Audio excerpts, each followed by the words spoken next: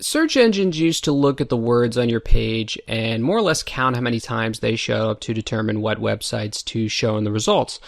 But then some clowns started hiding words in their pages using white font on a white background, or putting a bunch of them hidden in the code on their page somewhere, and just using a lot of dirty ways to improve their rank. But then Google came along and started using the link algorithm that we'll talk about in the link building section.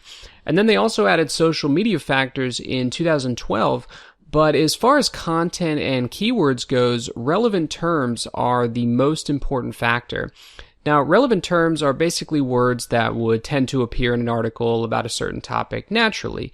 In some cases, they're synonyms for the word being searched. In other cases, they're words that might or would be expected to appear in an article on something. So if you search the term grow flowers, for example, you might expect to see the words plant, soil, dirt, sunlight, maybe leaves, colors, somewhere in the article. And these are things that Google looks for in the article and also in the site to determine the most relevant web page to put on the first page of those results.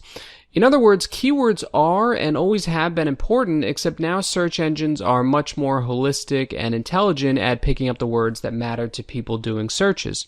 Now, keyword stuffing, as it's called, the idea of putting the same word in a post over and over, stopped working a long time ago.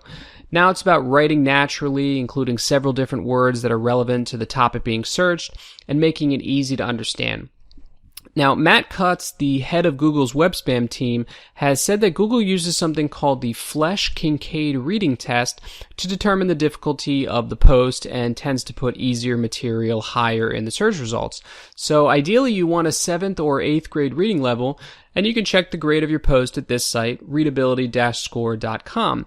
And you can see here over on the right, this block of text has a 9th grade reading level, which is not bad. You really want 7th or 8th grade, but it's pretty close to what you want.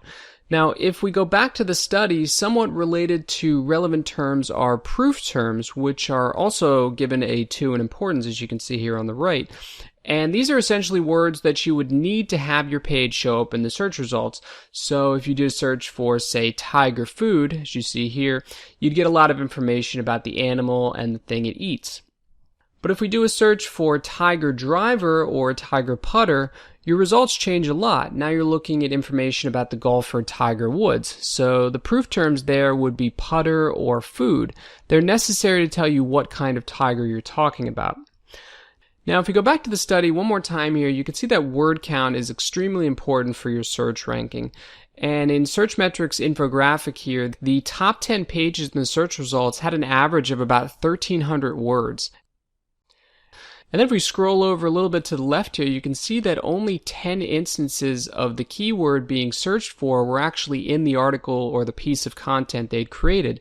So less than 1% of the time, you're going to have the actual keywords that people are looking for within your article. And that's why I said that relevant terms are so important, because Google is really looking at all of the words that have similar meanings to the ones being searched for. Now, I should say that the 1,300 words there is up close to 32% from the previous year. And my guess is that it's going to be even higher in 2016, probably around the 1,700 range.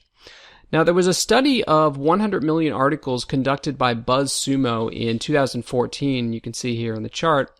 They found that posts of 3,000 words or more attracted the most shares. So you always want to shoot for longer posts, but of course never at the expense of quality.